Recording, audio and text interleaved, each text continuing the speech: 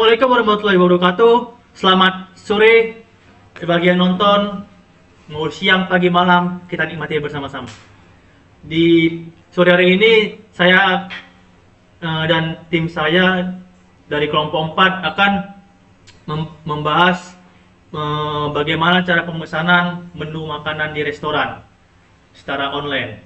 Untuk memulai pertama kali saya berikan kepada Rahmat. Seperti kita lihat di sini, terdapat beberapa fitur yang disediakan pada tampilan home website ini, seperti yaitu tampilan home, our menu, order food and drinks, and make reservation. Baiklah, berikut adalah tampilan home bagi website kami ini. Di website kami ini kami menyediakan beberapa fitur, yaitu home, our menu, order food and drinks, and make reservation. Jika kita scroll ke bawah, dapat deskripsi ringkas mengenai di mana hasilnya pembuatan web ini. Dan juga kita scroll juga ke bawah, terdapat juga menu spesial yang kami sediakan pada hari ini. Dan berikut adalah juga beberapa testimoni yang telah menggunakan website kami ini. Jadi, jika kita klik pada our menu, akan menunjukkan beberapa kategori makanan atau minuman yang kami sediakan, seperti spesial, minuman, dessert. Untuk seterusnya adalah order food dan menu. Ini digunakan jika kita ingin memesan semua makanan yang disediakan pada website ini. Contohnya jika kita ingin memesan minuman orange juice dan juga ayam bakar madu, maka akan muncul daftar pembelian di bawah. Berikutnya adalah make reservation. Make reservation ini digunakan jika kita ingin memesan sebuah reservasi meja di sebuah restoran. Baik, di mana user diperlukan untuk mengisi nama, nomor HP, tanggal reservasi, jumlah tamu, dan juga nomor meja yang ingin dipesan. Pengguna juga dikenakan untuk meletakkan bukti pembayaran di bawah. Selepas itu barulah user bisa memesan sebuah reservasi. Berikut cara pemesanan makanan dan minumannya akan dilanjutin oleh teman saya, yaitu Akbar. Baiklah, di sini kita akan melakukan pemesanan makanan atau minuman. Kita bisa melalui tombol dari sini atau tombol dari sini, sama saja. Kita coba tekan. Di sini kita pilih menunya, misalnya beef sama orange. Di sini sudah muncul daftar pembelian yang kita mau. Kita bisa menekan tombol tambah untuk menambah jumlah produk yang kita mau di sini, atau kita bisa hapus produk yang nggak kita mau. Kemudian misalnya kita sudah yakin, kita bisa tekan tombol pembayaran. Kemudian di sini untuk memastikannya, maka muncul list produk yang kita pesan. Kemudian di sini kita pilih table name-nya. Table name ini adalah meja yang akan dipesan. Misalnya di sini kita pilih tombol table 5. Kemudian kita klik pesan sekarang, maka data akan dikirim ke database dan ada notifikasi pesanan berhasil dikirim. Oke, kemudian di sisi admin, maka akan menerima orderan dari table 5. Ini dia, ini table baru kita, table yang memiliki pesanan. Kemudian sebagai admin, kita bisa melihat ringkasan pesanan yang dipesan. Kemudian kita bisa melihat menunya. Ketika kita ingin mengedit, di sini kita bisa menambah produk nasi goreng ayam. Kita bisa mengubah status pembayarannya, misalnya sudah bayar. Kemudian kita klik update order. Di sini status pembayarannya ketika di bagian kasir, seperti yang di sini, silakan bayar di kasir. Maka di sini di payment statusnya di sini untuk menandai bahwa pesanan ini telah dibayar.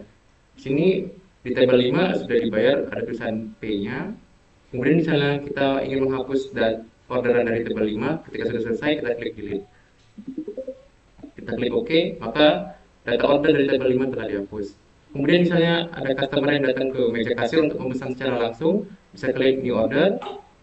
Kemudian di sini kita pilih menu yang dipilih oleh customer. Kemudian kita pilih status pembayarannya, sudah dibayar atau belum, dan kita klik tombol create order. Oh, jangan lupa ditekan juga table yang dimau. Di sini kita pilih table 5 seperti sebelumnya. Kita pilih orange juice sama beef Kemudian kita klik status pembayarannya, belum dibayar. Kemudian kita klik tombol create order. Maka data pesanan akan masuk ke database di admin tabel 5 dengan orderan yang telah dipilih. Selanjutnya akan dilanjutkan oleh teman saya, Pak Togi. Baik, di sini saya akan melanjutkan bagaimana cara reservasi. Pertama, kita masuk ke bagian home, baru masuk ke make reservation, masukkan nama,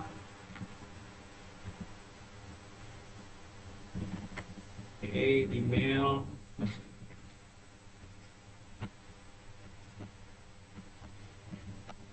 oke, tanggalnya kita buat seperti ini.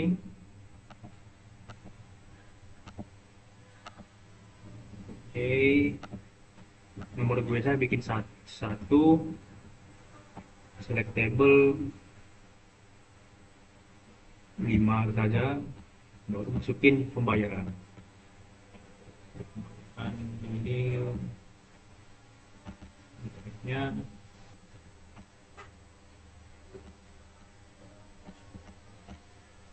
Oke, bisa. Nah, ini reservasi sudah berhasil. Maka lanjut ke kita buat make order. Kalau misalnya ingin buat reservasi yang baru, maka pencet tadi yang make order. Lalu untuk mengecek reservasi sudah kita bikin makeover reservation. Nah, setelah makeover reservation, di sini ada muncul bacaan complete reservation dan kita dapat lihat di reservationnya ini muncul namanya. Untuk pemesanan tanggal 11 Juni 2025 jam 18.37, table 7 B1 belum bayar. Dan itu bisa kita make as paid.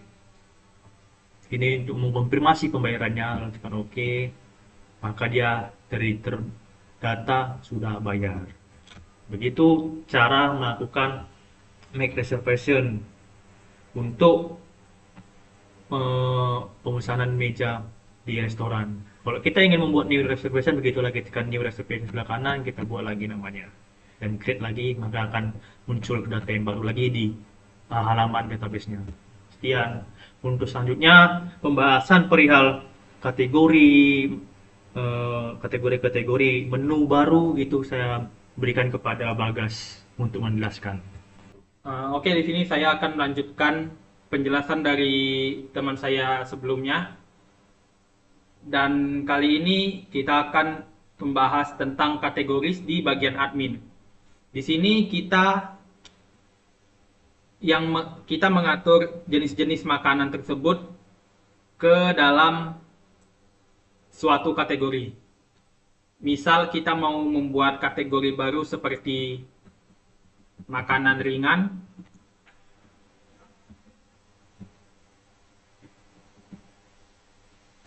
atau kita buat baru saja kategori baru sebagai snack. Lalu kita bisa memilih sebuah file yang akan kita jadikan sebagai gambar pada menu tersebut. Karena belum tersedia gambarnya, jadi akan dibuat ini sebagai contoh gambar. Setelah memilih gambarnya, kita bisa memasukkan deskripsi terhadap kategori tersebut seperti makanan ringan. Setelah itu kita bisa store dan dia akan terkirim ke database. Dan inilah data yang baru kita masukkan tadi. Semisal kita ingin mengeditnya, kita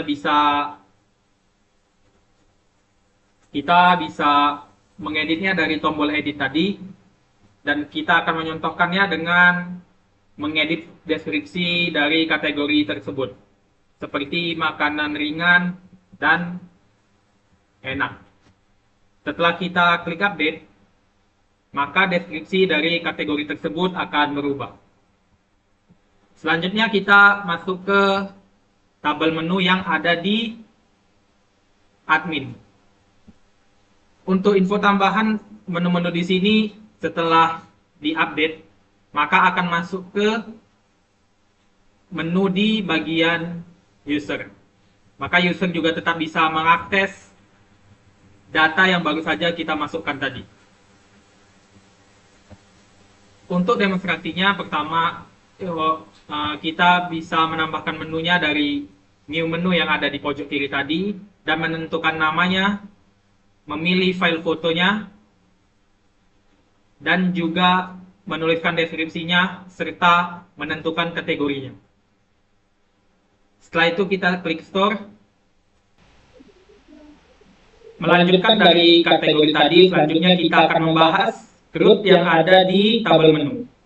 Untuk tabel menu tersebut, untuk menambahkan menu baru, kita bisa klik dari new menu yang ada di pojok kanan atas tabel. Setelah itu kita bisa mengisi dari nama menu tersebut, misalnya keripik kentang.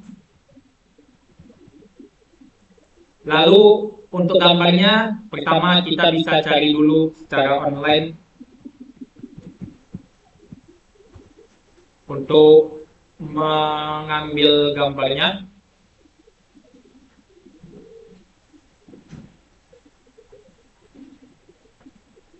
Misalnya gambar ini. Kita save sebagai kritik. Setelah kita save, kita bisa mengambil gambar tersebut untuk kita masukkan ke dalam database. Kita set harganya, misalnya di sini 10.000 dan deskripsinya sebagai keripik kentang goreng rasa original, dan memilih kategorinya sebagai snack atau makanan ringan. Setelah itu kita store, dan maka data baru tersebut akan masuk ke tabel ini.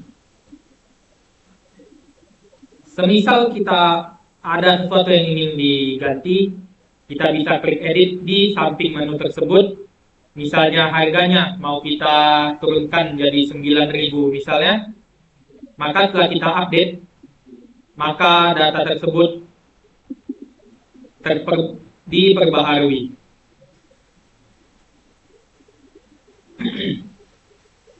Setelah itu, untuk mendelete suatu menu, sebelum itu kita bisa cek dari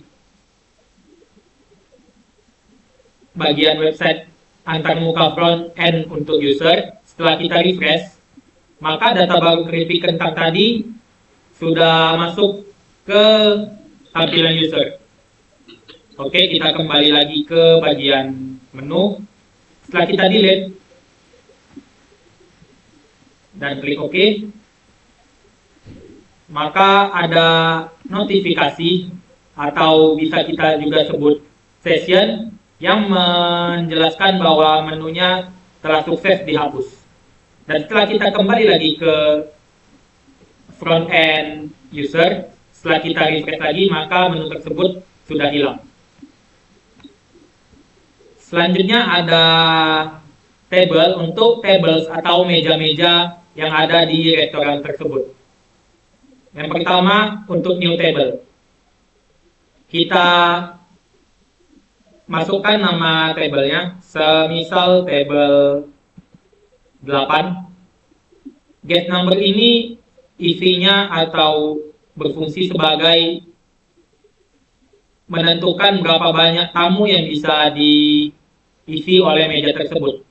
Kita contohkan sebagai 4, dan ini status meja, apakah dia tersedia atau tidak tersedia, dan kita set sebagai tersedia atau available, dan ini lokasi dari meja tersebut, misalnya kita letakkan dia di dalam atau inside. Setelah kita store, maka data baru dari tabelan datanya tadi akan masuk ke tabel yang ada di database. Selanjutnya jika kita mau mengedit meja tersebut, misalnya tamu yang bisa diterima oleh meja tersebut ada 6 orang, maka setelah kita store, datanya akan terupdate menjadi 6 orang di table 8 tadi. Dan jika ada table yang mau kita delete, misalnya table 7 ini, dan klik OK, akan muncul juga tampilan pesan bahwa tabelnya sukses dihapus. Dan table 7 tadi juga hilang dari table yang ada di database. Sekian presentasi atau demonstrasi kami untuk menjelaskan fungsi-fungsi dan kegunaan dari website pemesanan makanan ini untuk suatu restoran. Terima kasih atas perhatiannya. Wassalamualaikum warahmatullahi wabarakatuh. Selamat sore.